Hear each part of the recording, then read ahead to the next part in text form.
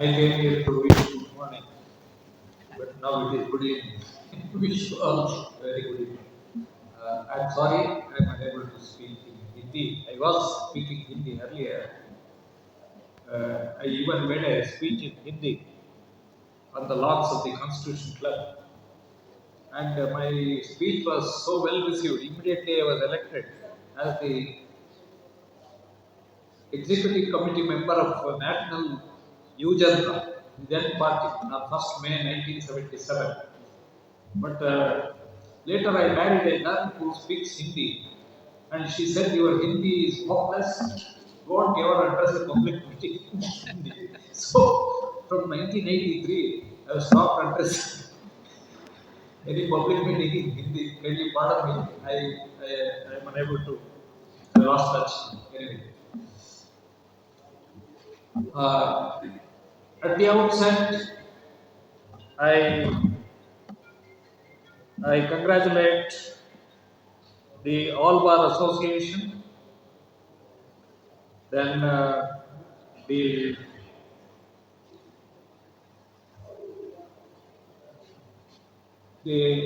All India Lawyers Conference, the Indian Medical Professionals Association, and all my young friends here. I congratulate you because in the Constitution Club so far 5 conferences have been held, lawyers conferences. Dr. Sangeeta Verma spoke so emphatically on the legal profession. Yes, madam, you are right. We are the leaders of the society. Unless we demand, unless we lead, we will not be able to achieve anything. Just imagine, had Baba Sahib Ambedkar not opened his mouth, if only he was a barrister, he could have minted money by practicing in London. He could have minted money by practicing in the Privy Council. He was such a great intellectual, an expert in 8 subjects, with over 8 postgraduate degrees, doctorate degrees. He could have been a professor in any university in America and minted dollars, not rupees, minted dollars. Why did he sacrifice all that to come and embrace untouchability here? Suffer humiliation, insult?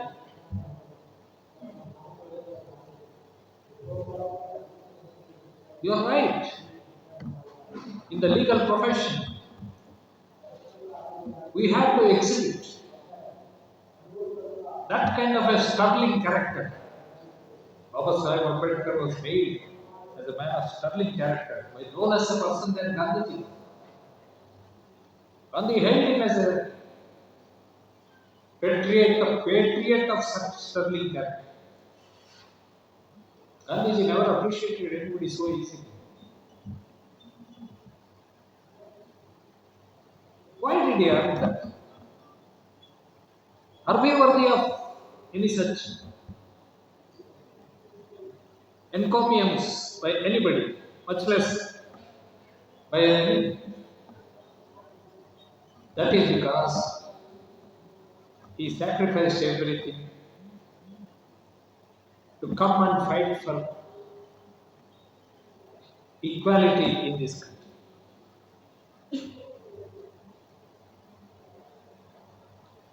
He fought for equality of women. No women's organization remembers it. The Hindu Code Bill was essentially to get equal rights to women. He did not resign any post for the sake of reservation, but he resigned his post because he was unable to get equality for women through the Hindu Code.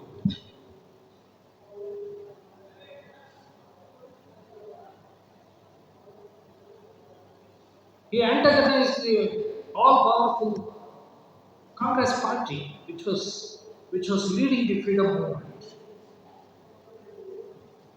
He refused to join the Congress party. More importantly, he was invited. Gandhiji went on a hunger strike against him when he got the award for separated. So, Congress party hated him like it. They tried to tarnish his image, but he came out unscathed. One, he was really a man of sterling character, paragon of virtue. Have you ever heard of a single allegation against him of bribery, of misappropriation? I had the good fortune of being the legal advisor for the People's Education Society founded by him. I listed all the places where he has built such monumental institutions. They are catering to the needs of the society, particularly the scheduled caste and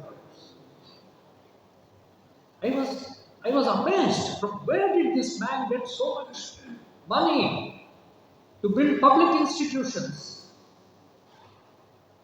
You should see Siddhartha College of Law. Today it must be a gold mine. You should see Siddhartha College of Commerce. The very property, forget about the institutional importance, but the very property.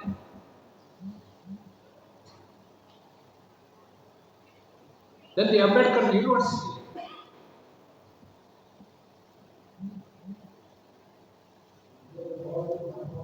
Why did he dedicate himself for a public cause at personal cost? See what happened to his personal life. He lost children after children. He had to issue a legal notice to his only son because he was so strong on morals that he would not brook any immoral conduct on the part of his own son. Do we have a parallel in India? Any other leader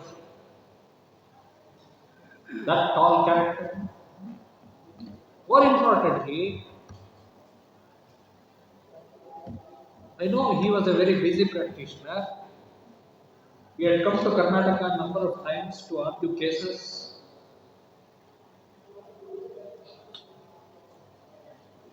But at the same time, he ensured that everywhere he went, there was an institution to educate people, educate masses. That is the importance he gave to education.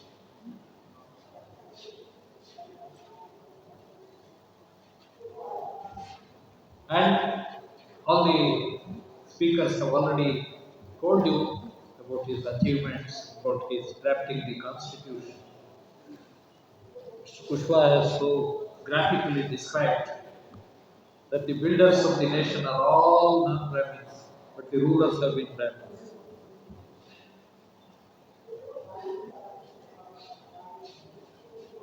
Kushwaji, you did not mention one important thing.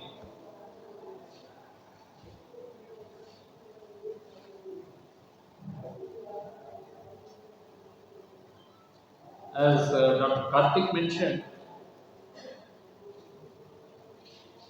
one Brahmin from Uttar Pradesh, one Brahmin from Tamil Nadu, one Brahmin from Mississippi. Our Supreme Court is also doing the same. They gave representation to Karnataka, but only a Brahmin. They give representation to a lady, only a Brahmin lady comes. And believe me, in your High Court, there is a judge by name Justice Pawan Bhajansi. He is a Dalit. He was transferred out of Karnataka.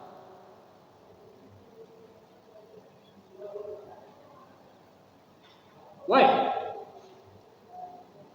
Because he was senior to a Brahmin. Still the hurdle was not clear. There was one more judge, who was an armed Brahmin and a backward class man. He is Justice Narendra. He is transferred out of Karnataka.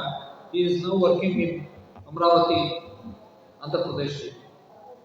All this was done for one purpose.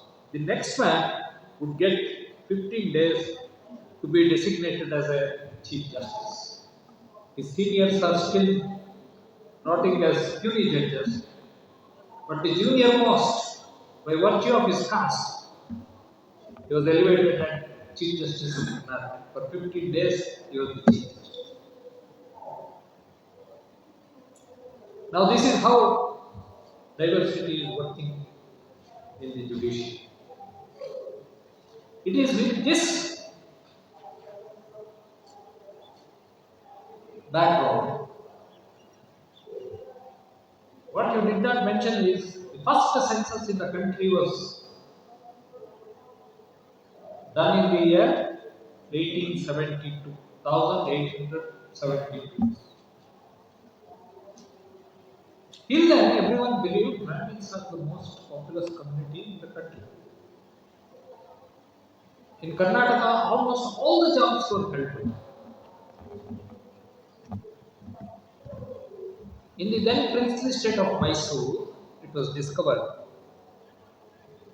Brahmins constituted only 3% population, but they occupied 99% of the votes. Whether it is munshis, civil judges, assistant commissioners, tahsildars, amildars, head constables, sub-inspectors, inspectors, everybody. So, 1872 opened the eyes of the princely state of Mysore rulers. For the first time anywhere in the world, the concept of social justice was introduced in the then princely state of Mysore in the year 1874. Reservation was provided in the police department, in the post of head constable, sub-inspector, inspectors, on an experimental basis. It was reviewed by Seshadri Iyer, a Brahmin Diwan, in the year 1885.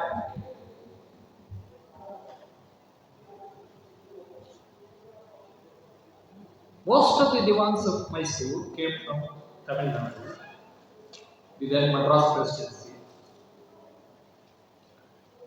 and they were invariably Tamil Brahmins.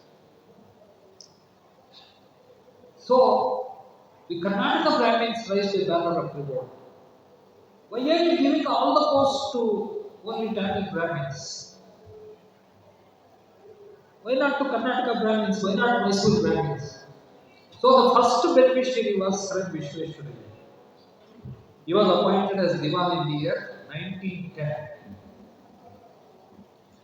That is when, see, Dalits were nowhere in the picture because they were not educated at all. The Maharaja realized he should open hostels for Dalits. Otherwise, they can't stay anywhere. They are not admitted in any home. So hostels were opened, schools were opened, Panchamashale was exclusively for Dalits opened. More importantly, 1918, the then Maharaja appointed the first ever known backward classes committee under the leadership. See, look at the. See, it is Maharaja. One very important thing I will request you to kindly note. In this country, anything that is done is only by Kshatriyas.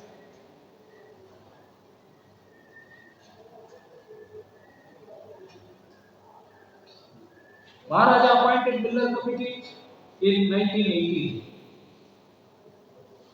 Mandal Commission report was implemented by VP Singh in the year 1990. Second part of Mandal Commission, reservation in IITs, IIMs was implemented in the year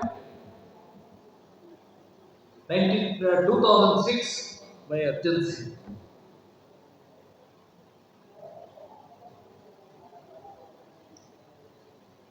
So it is this way that the march of social justice has taken place.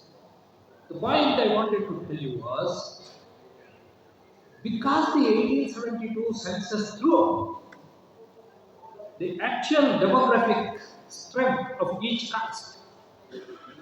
First thing Jawaharlal Nehru did after becoming the Prime Minister was to abolish caste column from census. From that day, the Brahmins have never allowed caste census to be taken because they will be exposed. The way they have amassed opportunities, the way they have deprived course of judges, doctors, lawyers, to all other castes, how beyond their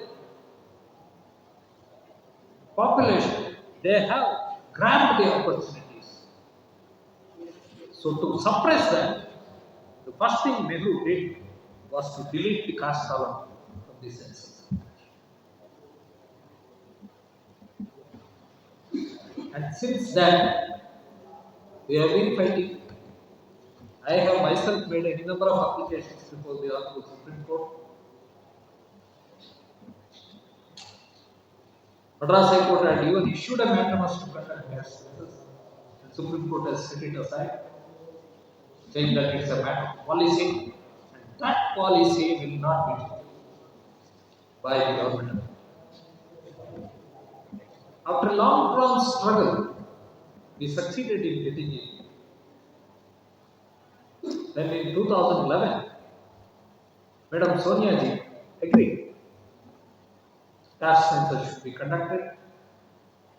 But then Mr. Chidambaram, who was then the Home Minister, and Mr. Jairam Ramesh, they opposed to the nail. The backward class minister, Mr. Veerappa Moily, who was the cabinet minister, Minister for Law, he was for implementation, but it was not implemented. But finally, Sonia ji considered the demand, asked Manmohan ji to do it. Manmohan ji handed it over to the then finance minister, Mr. Pranab Mukherjee, and finally it was ordered. But the sabotage that was done by those who were opposed to this was they separated the main census from the caste census. Until this day, that data is not published. So our own backward class Prime Minister has gone a step further. If you hold census, then you will demand caste census. So I not hold census at all. Whole country is in darkness.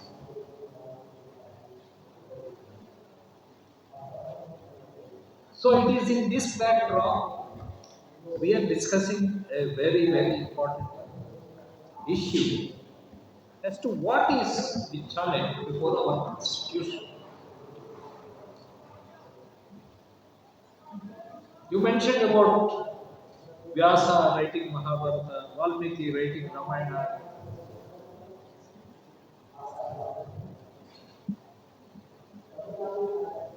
I would also like to mention another backward class man, Narendra Modi, has written EWS reservation into Constitution.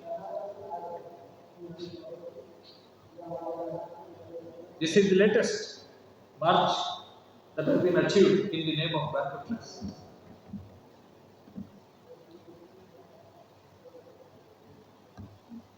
So it is in this backdrop we have to, as lawyers, I am extremely proud and delighted to see so many lawyers here. More importantly, coming from every nook and corner of the nation, and more particularly, not confined to either scheduled castes or scheduled tribes, but embracing all oppressed sections, all exploited sections, including women, including backward classes, including minorities who have been at the receiving end in the administration of this constitution. So, as lawyers, you have rightly taken up this cause. If you want to bring justice to the socially oppressed classes, you alone, lawyers, can deliver the goods, not others. Please be assured of it. That brightness will not give you social justice.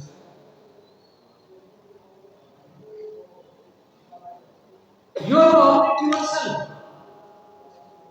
Why did Ambedkar sacrifice everything in his life to work for the Dalits? Not only Dalits, even the women. Not only women.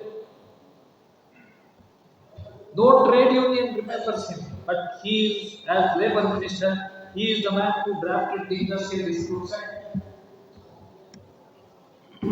It is he who introduced the concept of paid holiday for workers. It is he introduced working hours so that they have conditions which enable a human being to survive even while working in a factory or an industry. No trade union remembers. No women's organization remembers. And with what kind of dedication he worked.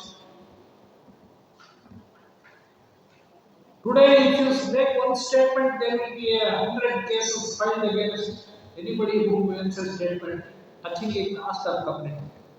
What must have been his courage to burn one's pudding?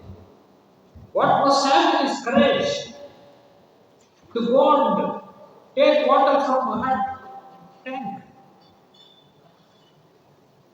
What must have been his courage to organize a satyagraha, mad satyagraha? More importantly, what must have been his courage to stand up before the Queen?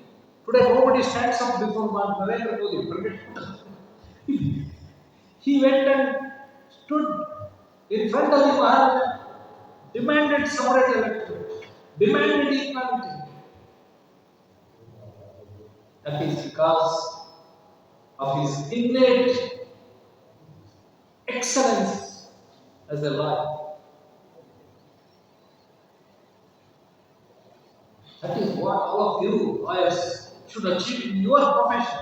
Be second to none. Whatever you are doing, whether you are a writer like Mandal, journalist like Mandal, Dilip Mandal, professor like Kedar Mandal, you excel in your profession. Generally, you will be able to get the courage of conviction to fight for your values. That's very important. Equally important, you should be a man like Ambedkar, man of sterling character. You know how many attempts congressmen made to balance his personality. They wanted to, they circulated false stories that he was married to an English lady when he was in England. Oh. Incidentally, in Karnataka, we have published Ambedkar through letters. I have the letters, a correspondence between an English lady and Babasaheb Ambedkar. My goodness, what a sterling character to us. I know some personal details also because my good and noble senior, Paulo, was so well acquainted. He came from Bombay presidency and he was very close to Dr. Babasaheb Ambedkar.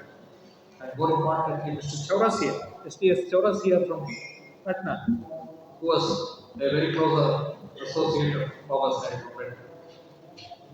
So he used to give me so many personal details, which I may not be proper to share it in a public meeting. But whether in private life or in public life. He was a man of character. Nobody could find it.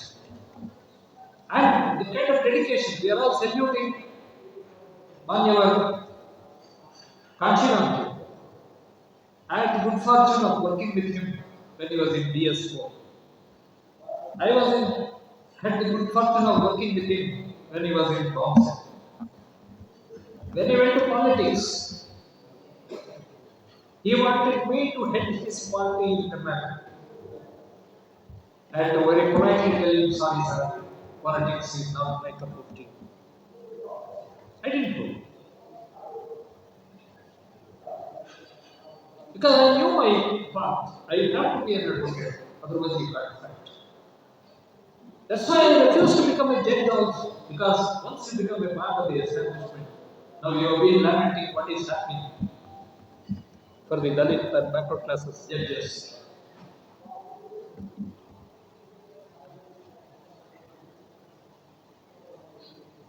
Kanchiranji, we are remembering him, saluting him today for his 90th birthday. I don't know how many of you know about this story. He was presiding over a conference, BAMSEP conference in Periyar Theatre. Anybody from Tamil Nadu? In Periyar Theatre, there was a BAMSEP annual conference that was going on. Halfway through the conference on that day, a message was sent to him. He just kept it in the pocket, went through the entire conference. And after the conference, he disclosed that his father is moved. See, look at his dedication to what he was doing. He was never perturbed because he has a job on hand, the conference. So, friends, अगर आपको लगता है कि हमारा काम बहुजन समाज के लिए महत्वपूर्ण है तो आप हमें आर्थिक सहयोग के लिए सीन दिखाए गए QR कोड स्कैन और फोन पे और गूगल पे और UPI और बैंक अकाउंट में कर सकते हैं। फोन पे, गूगल पे 9250529129, UPI 9250529129@YBL, bank account state bank of India AC 1042994628, IFSC code SBIN 00066563। आपका छोटा से छोटा सहयोग समाज और हमें और मजबूत करेगा, जिससे हमें बहुजन पत्रकारिता में और निष्पक्ष बनाने में मजबूत करेगा। जय भीम, जय भारत।